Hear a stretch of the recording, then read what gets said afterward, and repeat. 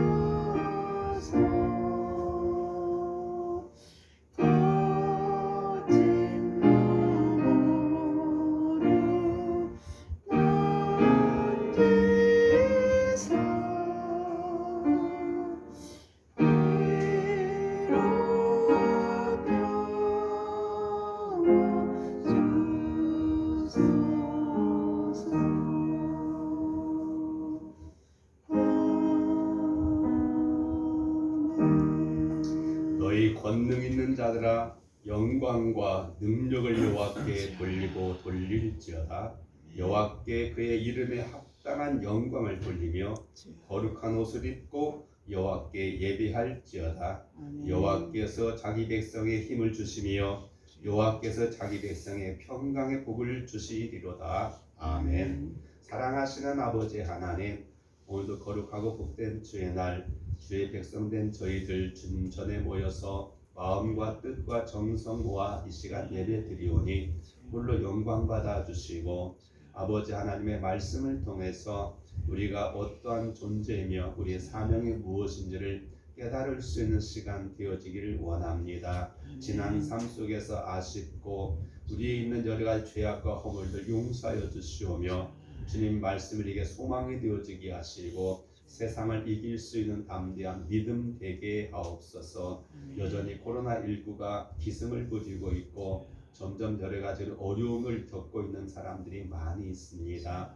하나님, 우리 아픔을 아시고 그 모든 고통을 들으시는 하나님께서 은혜를 베풀어 주시고 긍휼을 베풀어 주시사 우리가 고난을 통해서 더욱 우리 자신과 하나님을 알아갈 수 있는 기회와 시간 되게 하옵소서. 모두 주님 예배 가운데 주의 인재하심을 경험하길 원하오니 주 성령께서 우리 가운데 역사하여 주옵소서. 이 자리에 함께하지 못한 성도들 하나님 기억하여 주시고 저들의 형편과 사정 주님 믿음으로 이기고 나아갈 수 있게 하옵소서. 우리 구주 예수님 이름으로 기원하옵나이다. 아멘. 함께 10장 찬양 드리겠습니다.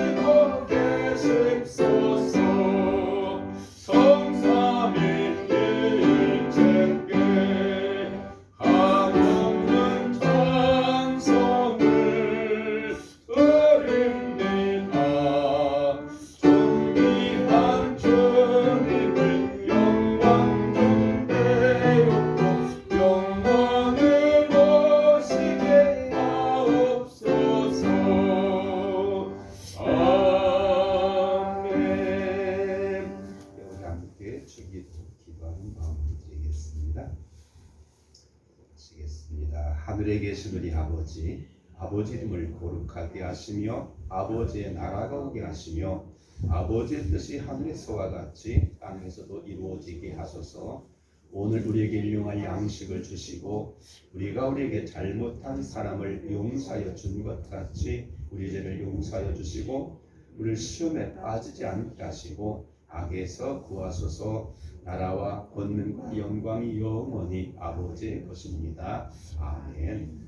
네, 함께 4번 교독문 교독하시겠습니다. 10편 5편이 되겠습니다.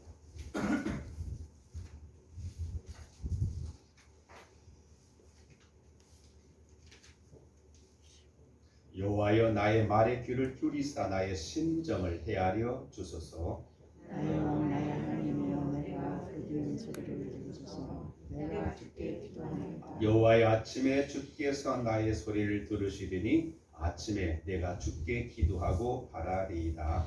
주는 죄악을 기뻐하는 신이 아니시니 악이 저와 함께 나누지 못하며 오만한 자들이 주의 목전에 서지 못하리이다. 주는 모든 행악자를 미워하시며 거짓말하는 자들을 멸망시키리이다. 여호와께서는 피해 계시기를 즐긴다. 속이는 자를 싫어하시고 오직 나는 주의 풍성한 사랑을 힘입어 주의 집에 들어가 주를 경외함으로 성전을 향하여 예배하리이다. 여호와여 나의 원수로 말미암아 주의 의로 나를 인도하시고 주의 이름의 목전에 걷게 하소서. 아멘. 네, 우리 함께 79장 찬양 드리신 다음에 예배를 위해서 인사하고 기도 인도해 주시겠습니다.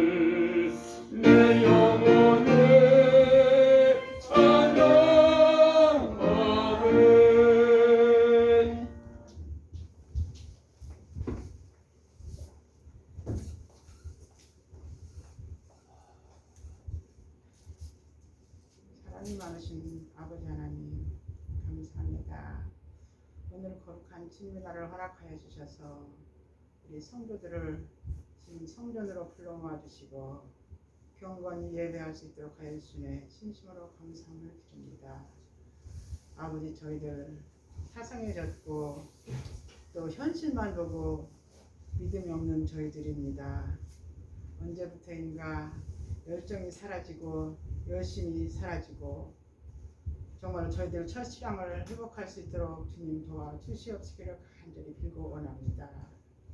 아버지 하나님, 정말 찬송도 입에 발린 그런 정말 믿음 없는 찬송, 말씀도 감동이 없고 아버지 기도도 형식과 수술적으로만 아버지 기도했습니다. 믿음으로 정말 간구나 기도하지 못하였습니다. 아버지 하나님, 저희들 믿음이 없음을 용서하여 주시옵시길 간절히 빌고 원합니다. 이 예배도 아버지 저희들 형식적일 때가 너무나 많이 있습니다.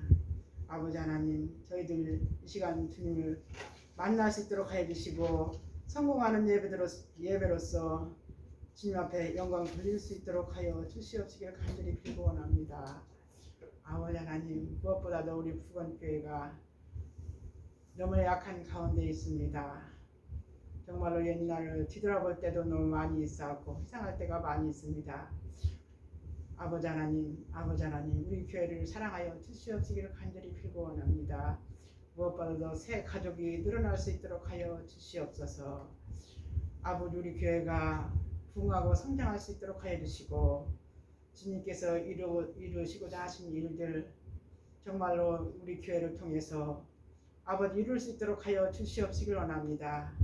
인근의 많은 영혼들을 구원할 수 있는 구원의 방주가 되게 도와주시고 아니 저 먼 곳까지도 소문난 교회가 되어서 올려올 수 있는 정말 사랑이 넘치는 부건교회가 되게 도와주시옵시길 간절히 빌고 원합니다. 아버지 하나님, 저희들을 너무나 연약해서 주님의 도구로서 쓰임받기에 너무나 부족합니다. 아버지여, 저희들을 먼저 첫 신앙을 회복하고 믿음이 있게 하시고 열정이 살아나게 하여 주셔서 아버지 하나님, 주님의 일을 맡기는데 아멘, 주 예수여 나를 보내시옵소서라고 아버지 주님 앞에 정말 대답하고 나아갈 수 있는 저희들 되게 하여 주시옵시길 간절히 빌고 원합니다. 이 시간도 한 심령도 그냥 가지 않게 도와주시고 주님 만날 수 있도록 하여 주시고 또한 말씀을 통해서 아버지 주님의 음성을 깨닫고 아멘으로 화답하게 도와주시고 아버지 문제도 해결받을 수 있는 이 정말로 귀한 예배 시간이 되어질 수 있도록 하여 주시옵소서. 온전히 주님과 교통과 교제가 이루어질 수 있는 시간 되어지게 하여 주시옵소서. 아버지 하나님, 주님께서 정말로 단에 세우신 목사님을 붙잡아 주시옵시길 원합니다. 인간의 모습은 완전히 가려주시고 온전히 주님만 나타낼 수 있는 아버지, 주님의 뜻만 드러 나타낼 수 있는 아버지여, 이 시간 되게 도와주시고 마음껏 사용받는 아버지 마지막 때의 종이 되어질 수 있도록 하여 주시옵시길 원합니다. 아버지, 능력이 없는 것 능력 주시고 아버지 온전히 주님께서 사용받으실 수 있는 마지막 때의 종으로서 부끄럽지 않게 하여 주시옵소서. 아버지요, 이 시간도 정말로 우리 참석하고 싶어도 참석하지 못하는 우리 성도들 많이 있습니다. 믿음이 없어서 또한 정말 현실에 얽매여서 좀 닥친 일만 바라보고 또한 몸이 불편해서 아버지 못하는 심령들 아버지 주님께서 다 각자 헤아려 주시옵시기를 간절히 빌고 원합니다.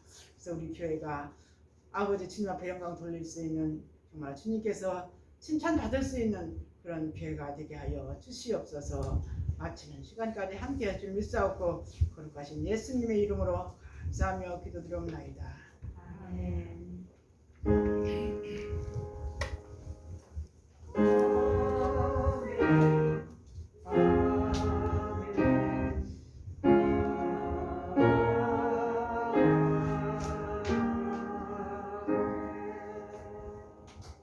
성경 말씀은 이사야서 40장 1절에서 9절까지 말씀을 함께 교독하시겠습니다. 페이지 수는 1014쪽이 되겠습니다.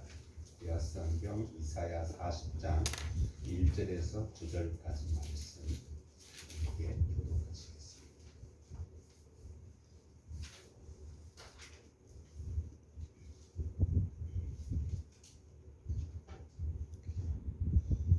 너희 하나님이 이르시되 너희는 이루하라 내 백성을 이루하라. 너희는 예루살렘의 마음에 닿도록 말하면 그것에 외치라. 그에게 때가 끝났고 그 제한의 사함을 받았느니라. 그의 모든 죄를 말미암아 그의 손에 불을 대는 하시니라. 외치는 자의 소리여 이르되 너희는 광야에서 여호와의 길을 예비하라. 사막에서 네 하나님의 대로를 평탄하게 하라. 마다 돋으시며 산마다 언덕마다 낮으며 부르지 않는 것이 평탄하게 되며 험한 것이 평지가 될 것이요. 여호와의 영광이 나타나고 모든 육체가 그것을 함께 보리라. 이는 여호와의 입이 말씀하셨느니라. 말하는 자의 소리에 대답하되 내가 무엇이라 지리까니 그의 모든 전 피요 그의 모든 아름다운 들의 꽃과 같으니 풀은 마르고 꽃이 시듬은 여호와의 기운이 그의 품이라. 이 백성은 실로 풀이로다. 푸른 나라고 뜻이나 우리 하나님의 말씀은 영원히 있으리라 하라. 구절 같이 읽습니다. 아름다운 소식을 시온에 전하는 자여 너는 높은 산에 오르라. 아름다운 소식을 예루살렘에 전하는 자여 너는 힘써 소리를 높이라. 두려워하지 말고 소리를 높여 유다의 성읍들에게 이르기를 너희 하나님을 보라 하라. 아멘. 잠시 함께 찬송하고 말씀 나누시도록 하겠습니다. 함께 부를 찬송 482장 참 즐거운 노래를 함께 찬양하시겠습니다. 482장입니다.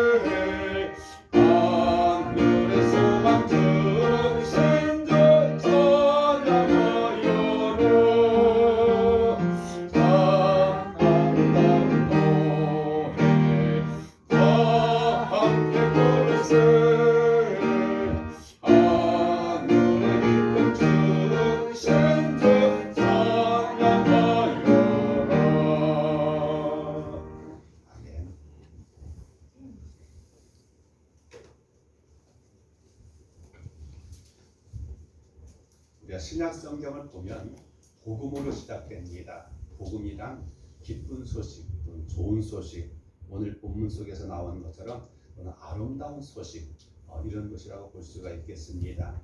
당시 시대상은 로마가 세계를 지배하던, 그리고 이 이스라엘 나라는 그 속에서 하나의 조그마한 지역으로서 살고 있었던 그런 어려운 때이기 때문에 하나님께는 예수 그리스도가 이 땅에 오시는 그 소식이 그들의 기쁜 소식이 되길 원하였고, 복음으로써 모든 사람들에게 새로운 희망과 소망을 주기를 원하신 것이었다라고 보여집니다. 오늘도 보면 9절에 보면은 아름다운 소식이라는 말이 자주 나오죠. 아름다운 소식, 아름다운 소식, 아름다운 소식. 오늘 우리는 매일매일 수많은 그런 소식을 접하게 되어집니다. 우리가 눈 뜨기만 하면, 또 TV를 틀기만 하면 또 각종 여러 가지 많은 그런 개체들을 통해서 많은 소식들이 우리가 들려오는데, 근데 별로 기쁜 소식은 별로 없고요. 참 들으면 짜증나는 소식이고 걱정되는 소식들이 참 많이 있는데 이게 현실이 아닌가라는 생각을 갖게 되어집니다. 원래 이 기쁜 소식 또는 복음이라고 하는 그런 뜻은요, 약간은 경제적인 용어로서도 사용될 수 있는 그런 말씀이라고 볼 수가 있겠습니다. 옛날에는 그런 노예제도가 있었습니다. 그 노예가 되어지는 그런 과정은 몇 가지로 우리가 추론해 볼 수가 있겠습니다. 원래 노예의 가족에서 태어나게 되면 태어나면서부터 그 사람은 자연스럽게 노예가 될 수밖에 없는 그런 사람이 있었고요. 또 하나는 삶을 살다 보면 여러 가지 어려움이 있고 경제적으로 어려웠을 때, 남에게 빚을 질 때, 그때는 돈으로 갚지 못하면 노예가 돼서 그 일정한 빚을 갚기 위해서 노예 생활을 할 수밖에 없는 그런 상태가 되어지기도 하고, 또 하나는 전쟁에서 지게 되면 전쟁 포로가 되어져서 그들은 이제 그 국가에서 대신 배상을 해주면은 몰라도 아니면은 이렇게 노예가 돼가지고 살아갈 수밖에 없는 그런 형편이 되어지게 됩니다.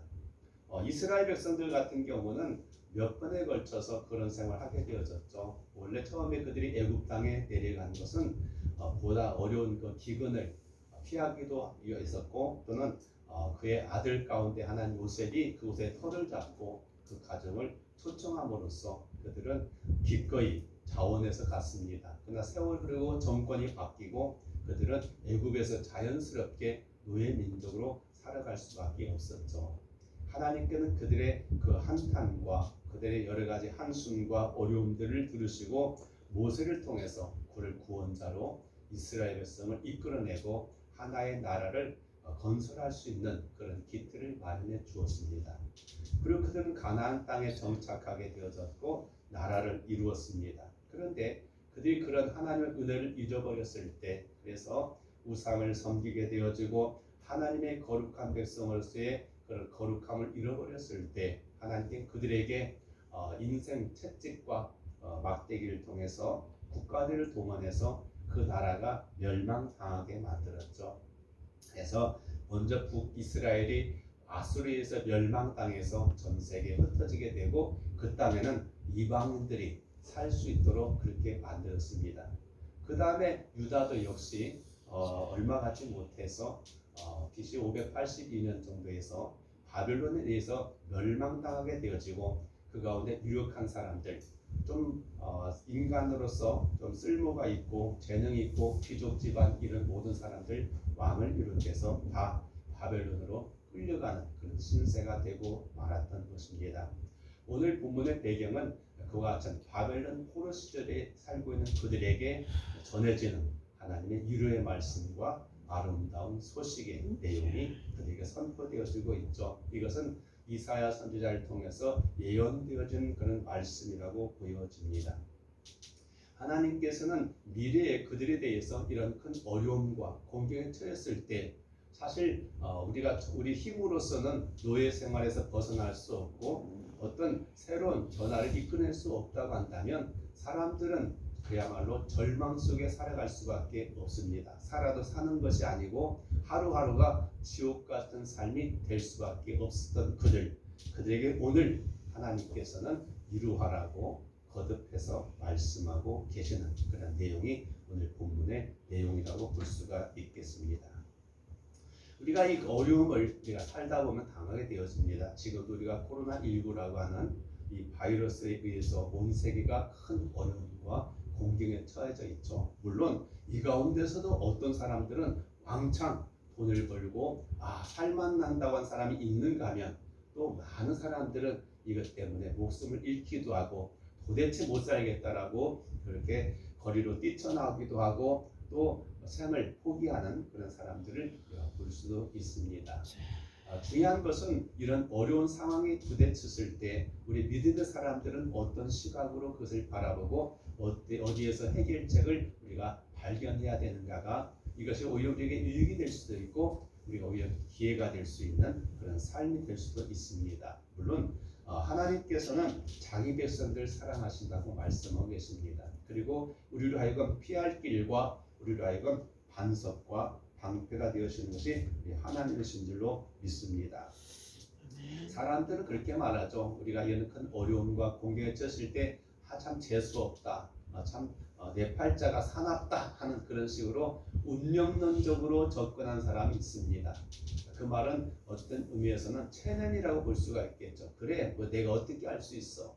어쩔 수 없이 그냥 이렇게 살아가는 거지 라고 하는 그런 자세로서 대할 수 있습니다. 그러나 성도들에게서는 이가 보다도 의미 있는, 이유이 있는 그런 것을 우리가 받아들이고, 그러면 하나님께서 여기서 우리에게 원하시는 것이 무엇이고 우리는 어떤 태도를 취해야 되는가, 이것을 우리가 생각하고 거기에서 답을 추구한다고 한다면 하나님은 그런 사람들 통해서 오히려 이런 위기를 통하여 하나님이 더욱 알게 하시고 또 기쁜 소식을 우리에게 들려올 수 있다는 사실을 우리가 기억할 필요가 있습니다.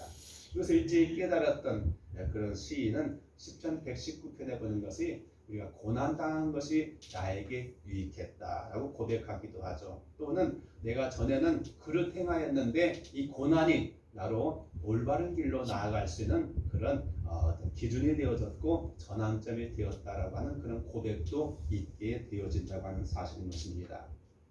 바로 이것이 성도들이 가져야 될 그런 고난을 대하는, 어려움을 대하는 자세가 아닌가 그렇게 생각해 보게 되어집니다. 2절의 말씀 우리 한번 같이 읽도록 하겠습니다. 아까도 읽어봤지만 읽습니다. 너희는 예루살렘의 마음에 닿도록 말하며 그것에게 외치라. 그 노역의 때가 끝났고 그 죄악이 사함을 받았느니라. 그의 모든 죄로 말미암아 여호와의 손에서 벌을 배나 받았느니라 할지니라 하시니라. 지금 이스라엘 백성들이 어떤 상태에 빠졌냐? 바로 복역의 때, 노역의 때라고 말씀하고 있는 것입니다. 그것은 과거의 지난 날에 그들의 잘못에 대한 죄의 그런 결과로서 그는 그와 같이 큰 어려움과 곤란 속에 있다라고 말씀하고 있죠. 이 복역이라는 말이 뭡니까? 그는 바로 이제 그들이 죄를 짓고 감옥에 가 있으면서 언제나 풀려날까? 우리는 지난날 보면은 전직 대통령이었던 박근혜 씨가 이렇게 풀려나는 그런 과정을 우리가 볼 수가 있겠습니다. 한때는 가장 최정상이라고 하는 그런 대통령의 자리에 있다가 이제 죄가 되어져 가지고 감옥에 갇혀 있고 또 이제 나이도 들고 몸도 약해 가지고 그 모습을 보면서 참 인생 무쌍이라고 하는 또 권력 무쌍이라고 하는 것을 다시 한번 실감나게 하는 그런 대목이 아닐 수가 없겠는데요. 참 그렇습니다. 그런데 바로 하나님께서는 그때가 이제 때가 돼가지고 이렇게 특사라고 하는 그런 것을 통해서 풀려날 수 있었던 것처럼 사실 어떤 의미에서 오늘도 수많은 그 복역자들에게 있어서는 언제나 풀려날까. 그래서 자유의 몸이 돼가지고 정상적인 삶을 살 수 있을 것인가에 대한 큰 관심을 가지고 있다라고 생각이 되어진다고 하는 것이죠. 네, 바로 그렇습니다. 그런데 하나님께는 그들에게 뭐라고 말합니까? 노역의 때가 끝났다. 그리고 죄악이 사함을 받았다. 그렇게 말씀하고 있습니다. 사실 우리는 삶을 살다 보면은 본의 아니게 죄를 지을 수도 있고 또는 여러 가지 환경적인 요인 때문에 우리가 이것은 아닌데라는 생각을 가지면서도 또 어쩔 수 없이 그런 것을 저지를 때가 많이 있습니다. 그런 것들은 다 흔적이 남고 기록이 남아서 언젠가는 우리의 발목을 잡고 있지 않습니까? 우리가 뭐 보면은 요즘 뭐 방송에서 그런 거 많잖아요. 뭐 아무개가 과거에 뭐 어떤 것을 했다 뭐 했다 해가지고 이렇게 나오는 거 보면서 참 얼마나 그들이 지금의 그런 발목을 잡았을 것인가 생각해 본다면 결코 그렇게 하지는 않았을 거라는 생각을 가져봅니다. 근데 사실 성경이 지적하고 있는 바와 같이 우리 모두에게는 드러나지 않는 뭐 그런 부끄러움이 다 있습니다. 사람을 이것을 다 추적해가지고 이것 가지고 사람을 갖다가 판단하면 뭐 누가 다 어떤 사람이 온전한 사람이 누가 있겠습니까? 근데 하는 말로 털어서 먼지 안 날 사람이 어디 있겠느냐고 하는 말처럼 우리 모두가 뭐 부끄럽고 뭐 사실 숨고 싶은 마음이 얼마나 많이 있겠습니까? 근데 중요한 것은 우리가 무엇을 보느냐. 하나님께서는 우리의 그런 허물만 보는 것이 아니고 하나님께 우리의 장점을 보고 가능성을 보고 있다는 사실들을 우리가 주목할 필요가 있다라고 볼 수가 있겠습니다. 바로 그들을 하나님께서는 1절에 말씀한 것처럼 너희 하나님이 이르시되 너희는 이루하라 내 백성을 이루하라. 전 이 말씀을 부르면서 특별히 강조되는 말씀이 뭐냐면 이 말씀이 있습니다. 내 백성을 이루하라. 우리가 지난주에 살펴볼 때 이스라엘 백성들이 하나님 앞에 어떤 모습이었습니까? 그때는 심하게 말해가지고 패역한 백성이다. 하나님 앞에서 그래서 하나님 오직하면 너희들이 드리는 제물, 너희들이 드리는 예배 난 더 이상 안 받겠다라고 말씀할 정도로 하나님께는 그의 백성들을 갖다가 아주 패역한 자식 그렇게 말할 정도로 그들은 자식으로 취급하지 않을 정도였어요. 근데 오늘 본문에 보니까요. 내 백성을 이루하라. 그렇습니다. 우리가 알아야 될 것 중에 하나는 바로 그거죠. 우리는 세상에서는 뭔가 폼나고 문제없고 좀 폼이 있는 삶에 대해서 내가 나된 것에 대해서 자랑스럽게 여긴데 반해 하나님은요. 우리가 가난한 마음 또 비어있는 마음 우리가 어려움 속에서 우리 자신의 모습을 정확하게 볼 수 있는 그런 시간들을 하나님 기다리고 계십니다. 사람들은요 잘 나갈 때는 자기가 지금 하는 모든 일이 다 잘 될 거로 생각하고 있고 잘하고 있다고 생각할 때가 많습니다. 그러나 하나님 볼 때는 시각이 달라요. 하나님께 우리가 항상 겸손하기를 원하고 언제나 하나님을 우리의 삶 속에서 모시고 그분의 뜻과 그분의 길을 함께 걸어가길 원하는데 반해 우리는 뭔가 좀 튀어나오는 것이 있고 잘 나가게 되면 모든 것이 내가 원하는 대로 될 때 내가 잘하고 있고 거리낌이 없다라고 생각할 때가 많이 있습니다. 그럴 때 넘어질 때가 많죠. 그럴 때 우리는 하나님께서 벗어날 때가 많이 있음을 알게 되어진다고 하는 사실이죠. 그래서 우리가 항상 잊지 말아야 될 것 중에 하나는 뭐냐면 이 겸손함을 잊지 말아야 돼요. 내가 누구인가에 대한 우리의 존재감에 대해서 항상 우리가 기억할 필요가 있습니다. 그렇지 않으면 금방 사탄의 괴계에 빠져서 넘어질 수밖에 없고 교만해질 수밖에 없다는 사실을 우리가 항상 주목할 필요가 있습니다. 근데 하나님께서는 이 힘들고 어려울 때 이스라엘 백성들이 그들이 시편에서 많이 말하고 있잖아요. 그들이 얼마나 어려웠습니까? 어떤 사람은 악기를 가져다가 놓고 야 너희 하나님 찬양하는 노래 좀 불러봐라고 시킬 정도로 그들은 그래서 버들가지에다가 악기를 놓고 울고 있었다고 말할 정도로 그렇잖아요. 하나님을 찬양해야 될 그 악기를 가지고 그 노래를 가지고 사람을 기쁘게 하는데 사용하라고 말하니까 기가 막혀서 그들은 울음밖에 하지 못하고 성전을 향해서 한탄하고 있는 그런 모습이 시편 속에 나타나는 모습을 볼 수 있습니다. 그리고 성도가 하나님과의 귀한 관계가 깨뜨리게 되어지고 존귀함을 잃어버리면 세상 사람들에게 그와 같이 조롱을 당하게 되어지고 비참한 신세가 될 수밖에 없음을 우리는 알게 됩니다. 그런데 하나님께는 그런 백성을 향해서 내 백성을 이루하라고 말씀하고 계십니다. 그리고 우리가 누가복음 15장에 나오는 그 탕자라고 이끌어지는 둘째 아들 경우 마찬가지 아닙니까? 그가 아버지의 유산을 미리 받아가지고 외국에 나가서 뭔가 떵떵거리고 살려고 했다가 다 잃어버리죠. 그래가지고 돼지하고 같이 거하면서 돼지하고 먹이 싸움을 싸울 정도로 비참한 처지에 처했을 때 그는 그때 뭘 생각했어요? 과거에 내가 있었던 곳, 아버지 품 안에 있었던 것이 얼마나 아름다웠고 행복했던가를 추억하고 이제 빈 마음으로 이제는 노예의 삶을 살더라도 아버지의 몸종이 된다 할지라도 내 집에 가서 아버지 그늘 속에 살아가는 것이 행복해졌다고 돌아오는 그 발걸음, 하나님은 그것을 우리에게 보시는 것이죠. 바로 오늘 우리가 항상 기억해야 될 것은, 그래서 우리는 이런 어려울 때 우리가 생각해야 될 것은, 하나님께서 오늘 우리가 무엇가 잘못되고 있는지를, 또 하나님께 우리가 돌이킬 것이 무엇인가를 기대하고 있다는 것을 보게 되는 거죠. 그런데 이런 것이 바로 하나님께 은혜라고 볼 수가 있습니다. 믿음 있는 사람은 우리가 어렵고 힘들 때 말씀이 우리에게 하나의 길이 되어지고 우리 믿음의 근거가 될 수 있는 반면에, 믿음이 없는 사람들은 쉽게 삶에 대해서 체념하게 되어지고 그냥 비관적인 그런 종말을 맞이하는 것을 보게 됩니다. 그런데 하나님께서는 바로 위로하라고 말씀하는데, 어떻게 위로하라고 말합니까? 2절에 보니까 예루살렘 마음에 닿도록, 전에 성경에는 정다이 말하라 이렇게 말씀하고 있어요. 마음이 닿도록. 그렇습니다. 사실 사람들은 많은 대화가 있죠. 근데 어떤 말들은요, 차라리 나누지 않는 대화가 더 나을 수도 있는 대화가 있잖아요. 네, 오늘 이 성도들이 가져야 될 마음 자세는 바로 이런 것이 아니라 마음이 닿는 말을 해야 돼요. 그러기 위해서는 상대방에 대한 이해의 폭이 넓어져야 되는 거죠. 겉으로 보여지는 것만이 아니라 그 이면 속에 닫혀진, 우리가 미처 표현되지 못하는 그런 아픔을 느낄 수 있는 감정이 될 때 우리는 감정을 공유할 수가 있게 되어지고, 그런 대화야말로 진심이 오가게 되어지고 설득력이 있는 것이 아닌가, 그렇게 여겨지는 거죠.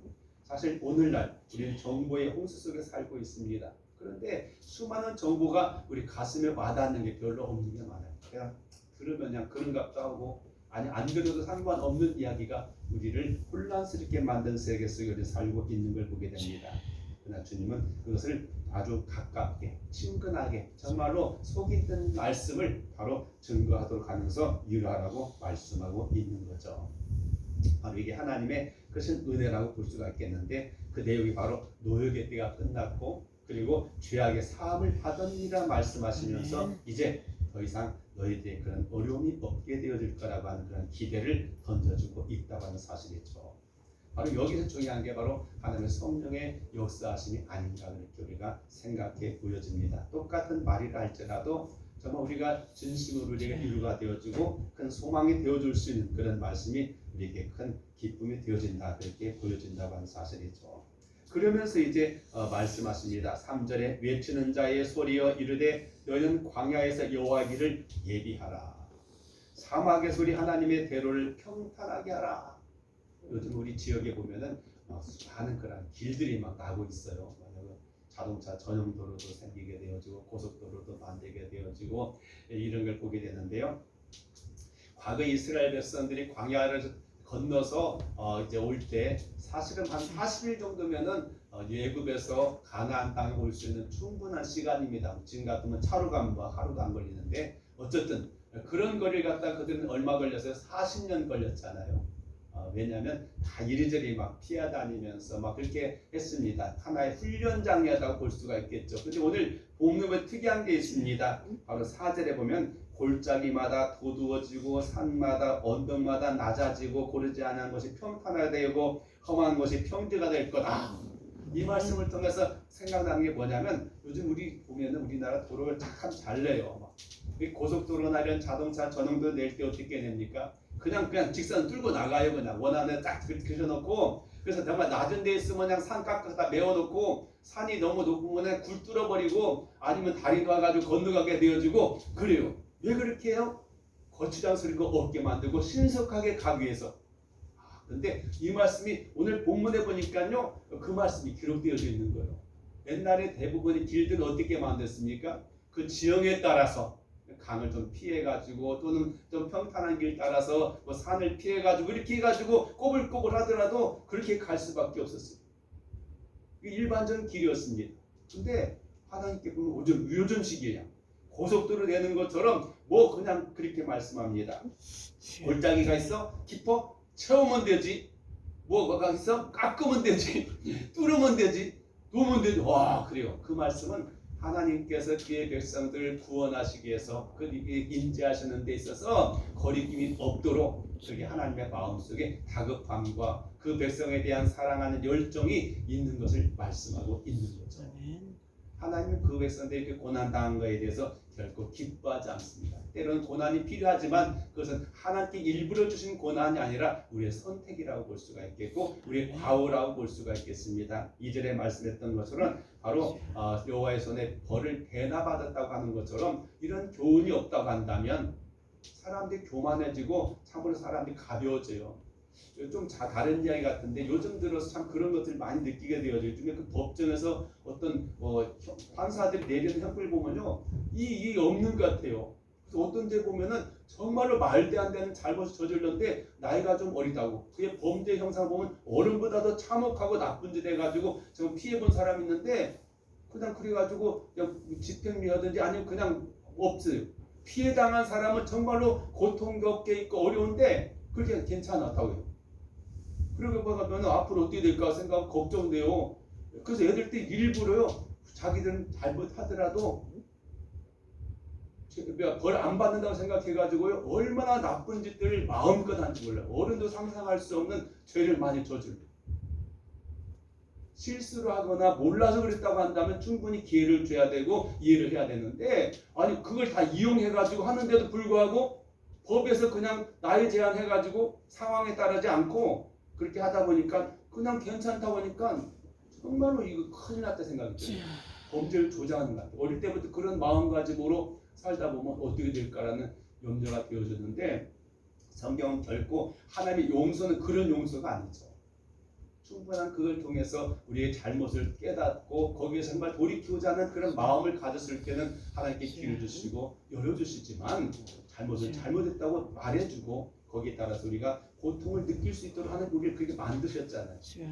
왜 우리가 고통을 느끼는 이유가 뭡니까? 바로 그런 것들이 하나님의 뜻이 아닌가라는 생각도 가져보게 되어지는 거죠. 하나님께 그렇게 올게 되십니다. 그리고 5절에 여호와의 영광이 나타나고 모든 육체가 그것을 함께 보리라. 근데 정말로 어둠 속에서 이제 우리는 언제나 이렇게 살아야 될 것인가 하는 낙심하는 그들에게 이런 소식을 통해서 그들을 하여금 하나님의 영광을 볼 수 있는 그런 때가 오게 되어질 거라고 말씀하고 있습니다. 그 6절에 보면 말하는 자의 소리여 이르되 외치라. 말하는 자를 통해서 외치라고 말씀하고 있어요. 근데 뭘 외치라? 이제 말합니다. 모든 육체는 불이요 그의 모든 아름다움은 들의 꽃과 같다. 그래, 우리가 알아야 될 것 가운데 하나가 바로 이거죠. 오늘 우리의 존재에 대해서 알아야 돼. 하나님을 아는 것이 중요하고 그 다음에 내가 누구인가에 대해서 우리가 아는 게 굉장히 중요해요. 창세기에서 하나님께 인간을 만들 때 뭘로 만드셨어요?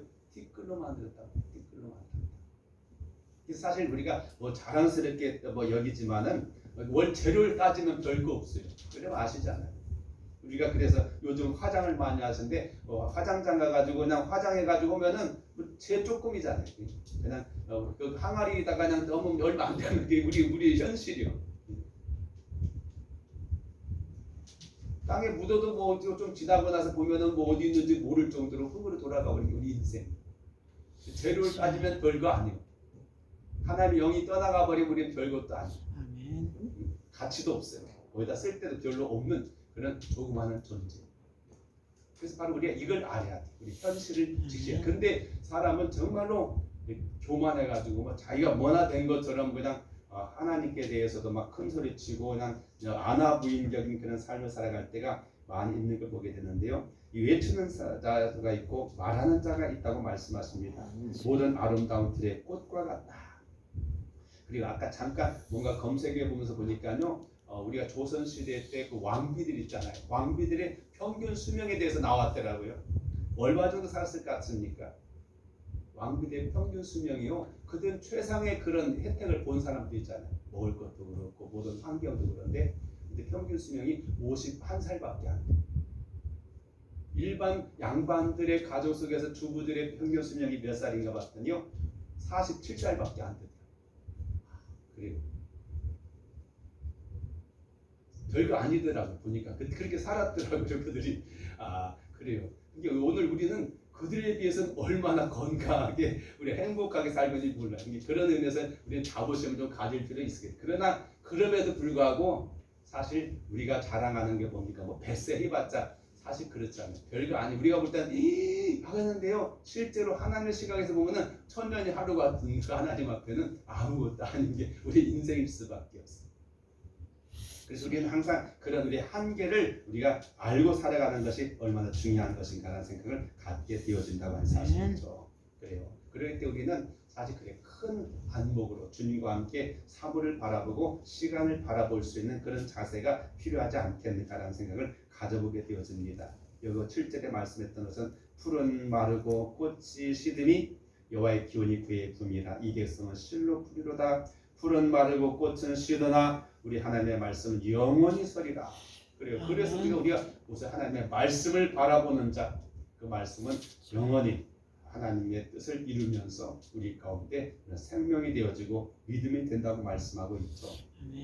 그래서 오늘 주목할 수 있는 말 9절이죠. 아름다운 소식을 시온에 전하는 자여 너는 높은 산에 오르라. 아름다운 소식을 예루살렘에 전하는 자여 너는 힘써 소리를 높이라. 두려워하지 말고 소리를 높여 유다의 성들에 이르기를 너희 하나님을 보라 하라. 그래요. 오늘 우리가 바로 해야 될 말씀, 드려야 될 말씀, 이 말씀이 아닌가. 오늘 우리는 하나님께서 우리 입술이 벌려지고 외치기를 원하고 있습니다. 뭐라고요? 우리 하나님을 보라고.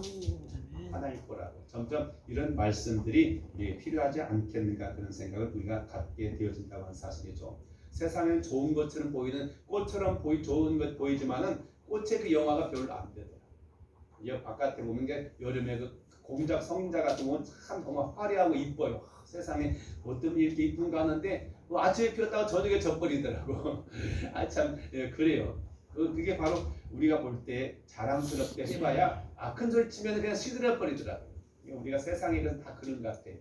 권력자도 마찬가지고 돈 있는 사람도 마찬가지고 아름다움도 마찬가지고 그래요. 그래서 전도서에 말했던 것처럼 태 아래 새 것이 없다라고 말씀했던 것처럼 오직 주님 안에서 말씀 안에서 하나님을 바라볼 때 거기에 영혼이 있고 거기에 참된 것이 있음을 우리가 주목할 필요가 있다라고 볼 수가 있겠습니다. 그래서 베드로 사도는 그렇게 말합니다. 베드로전서 1장 23절과 25절에 보면은 너희가 거듭난 것이 썩어질 씨로 된 것이 아니요 썩지 아니할 씨로 된 것이니 하나님의 살아있고 항상 있는 말씀으로 되었느니라. 그러므로 모든 육체는 불과 같고 그 모든 영광이 풀의 꽃과 같으니 풀은 마르고 꽃은 떨어지되 오직 주의 말씀은 세세토록 있더라 했으니 너에게 전한 복음이 곧 이 말씀이다. 기쁨의 좋은 소식이 뭡니까? 바로 이 하나님의 말씀이야말로 우리가 정말 붙들어야 되고 우리가 어떤 상황 속에서도 희망을 잃지 않고 살아갈 수 있는 근거가 되어진다라고 말씀하고 있다고 하는 사실이죠. 그리고 우리는 그 말씀을 통해서 하나님을 바라볼 때 이 어려움도 우리가 잘 이겨내면서 하나님께 영광 돌리는 삶이 될 수 있다고 믿습니다. 기도드리겠습니다. 사랑하시는 아버지 하나님, 하나님의 백성들이 가장 낮고 어려움 속에 있었을 때 하나님 그들 잊지 않았습니다.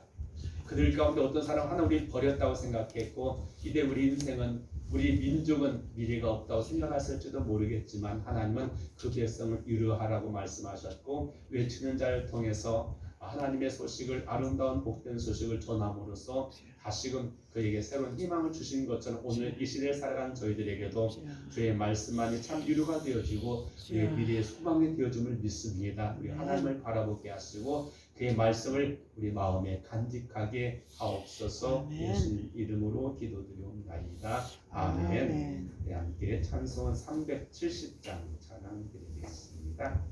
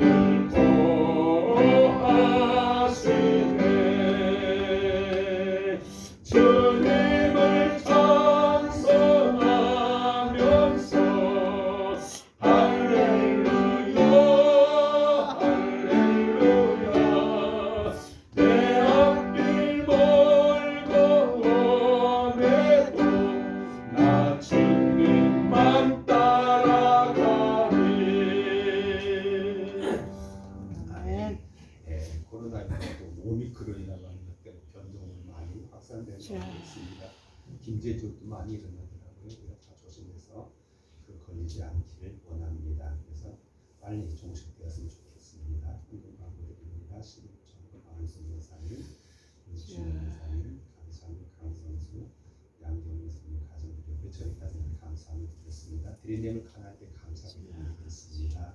좋으신 하나님 한 주간도 지켜주시고 또 이제 한 주간이 지나면 설날 연휴가 다가옵니다.